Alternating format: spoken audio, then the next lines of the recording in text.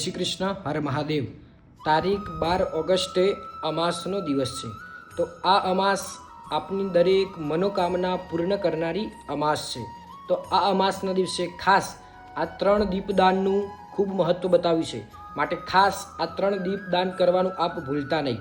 તો એ દિવસે એ 3 દીપદાન કરવાથી આપના પિતૃઓના આશીર્વાદ આપના જીવનમાં પ્રાપ્ત થશે, ભગવાન નારાયણની કૃપા આપના જીવનમાં પ્રાપ્ત થશે અને આપના ઈષ્ટદેવ આપના કુલદેવની કૃપા આપના જીવનમાં પ્રાપ્ત થશે।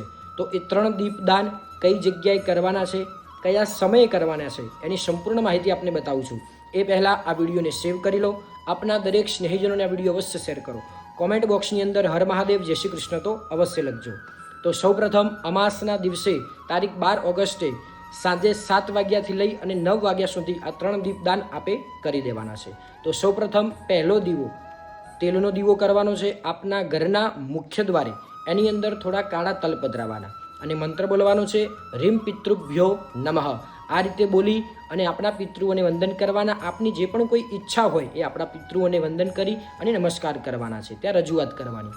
બીજા નંબરની અંદર બીજો દીવો આપના ઘરના જે વચ્ચેનો કહેતા બ્રહ્મસ્થાનની અંદર જે દરવાજો હોય છે ત્યાં આપે સરસવના તેલનો કહેતા આડી વાટનો દીવો કરવાનો છે, એની અંદર આખા અડદ પધરાવાના છે અને મંત્ર બોલવાનો છે ઓમ નમો હનુમતે ભયભંજનાય સુખમ કુરુ ફટ સ્વાહા। આ રીતે બોલી ભગવાન હનુમાન દાદા આપના ઈષ્ટદેવને પ્રાર્થના કરવાની, આપની જે પણ કોઈ ઈચ્છા હોય એ ત્યાં રજૂઆત કરવાની છે।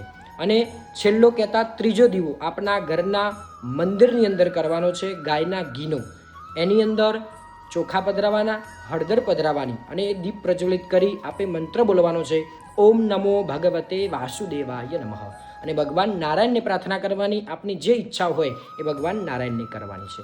આ રીતે તમે 3 દીપદાન અમાસના દિવસે કરશો તો આપના પિતૃઓ, ભગવાન નારાયણ અને આપના ઈષ્ટદેવ આપના કુળદેવની કૃપા આપના જીવનમાં પ્રાપ્ત થશે, આપની દરેક ઈચ્છા પૂર્ણ કરશે। માટે ખાસ અમાસના દિવસે આ 3 દીપદાન તો અવશ્ય કરજો। વિડીયોને વધુને વધુ શેર કરો, લાઇક કરો, કોમેન્ટની અંદર જય શ્રી કૃષ્ણ હર મહાદેવ તો અવશ્ય લખજો। આવી જ જાણકારી માટે અમારા પેજને ફોલો કરી લો। જય શ્રી કૃષ્ણ હર મહાદેવ।